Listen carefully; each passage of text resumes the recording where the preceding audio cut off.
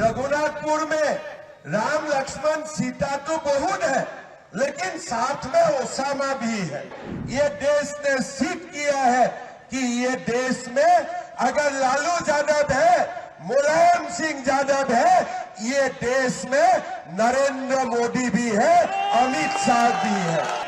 जब जब राम का भक्त ने ठान लेते हैं कि बाबर को मिटाना है, बाबर मिट जाता है, औरंगजेब मिट जाते हैं, राम भक्त को खड़ा होना पड़ेगा। राम भक्त को लड़ने के लिए तैयार होना पड़ेगा। जो दिन राम भक्त इकट्ठा हो जाएगा, हमारा देश से बाबर और औरंगजेब सू सू करके बाहर निकालेगा। ये देश में उनका जगह भी नहीं होगा। रघुनाथपुर नाम ही सुनने से अपने आप को बहुत ही पवित्र अनुभव होते हैं। हमारे रघुनाथपुर का साथ में ही सियाम जिला में राजेंद्र प्रसाद जी का भी जन्म हुए थे। हरि बाबा महेंद्र नाथ के इस पवित्र भूमि में भी मैं आके अपने आप को सौभाग्यवान अनुभव कर रहा हूं। भाइयों और बहनों, मुझे जब पार्टी से बोला गया कि आपको रघुनाथपुर जाना है, मेरा मन में ऐसा ही पहले चिंतन आया कि रघुनाथपुर अगर मैं जाऊं तो सब राम का ही मेरे राम सीता लक्ष्मण ही मेरा सामने आएगा।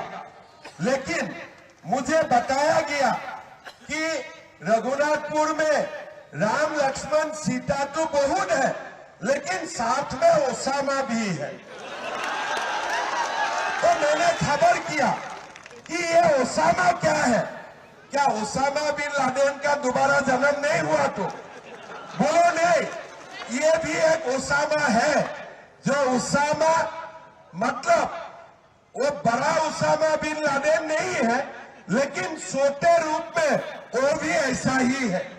तो मेरा पहले यही चिंतन आया कि चुनाव जीतने का बाद हमारा देश में जितना भी ओसामा बिन लादेन है, सबको एक एक करके हमें खत्म करना है। जितना भी ओसामा बिन लादेन है, इसलिए हमारा देश राम का देश है, हमारा देश भगवान श्री कृष्ण का देश है, हमारा देश मां सीता का देश है।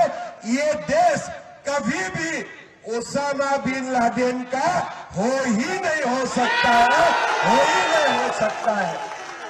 यहाँ में जो छोटे मोटे ओसामा चुनाव लड़े हैं, मेरा विश्वास है भाई विकास जी इसको निपट लेगा। लेगा कि नहीं निपट लेगा? जीतेगा कि नहीं भाई विकास जी? जितवाना है कि नहीं जितवाना है? आप लोगों को देखिए, छोटे ही हो लेकिन वो ओसामा है। और उनका पिता का नाम क्या थे? शहाबुद्दीन थे। अगर ये ओसामा को इधर ही अब खत्म नहीं कर देगा तो पूरा बिहार तक जाएगा और बाद में देश का भी कोने कोने वो निकाल पड़ेगा। तो इसीलिए रघुनाथपुर का ये जिम्मेदारी है। ये जो छोटे ओसामा आपका सामने है, ये छोटे ओसामा को यही चुनाव में हमें खत्म कर देना चाहिए। मैं ठीक बोल रहा हूं कि नहीं बोल रहा हूं? आप लोग खत्म करेगा कि नहीं करेगा? तीर में वोट डालेगा कि नहीं डालेगा? तीर में वोट डालना है और ओसामा को हमें खत्म कर देना चाहिए। उनका पिताजी ने भी मर्डर करके रिकॉर्ड बना के रखा है।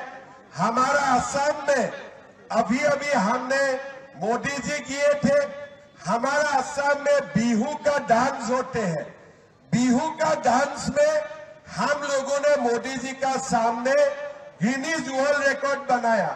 फिर असम में हमारे झूमर डांस होते हैं, उसका ऊपर मैंने मोदी जी को बुलाया और मोदी जी का सामने हमारा लोगों ने गिनीज वर्ल्ड रिकॉर्ड बनाया।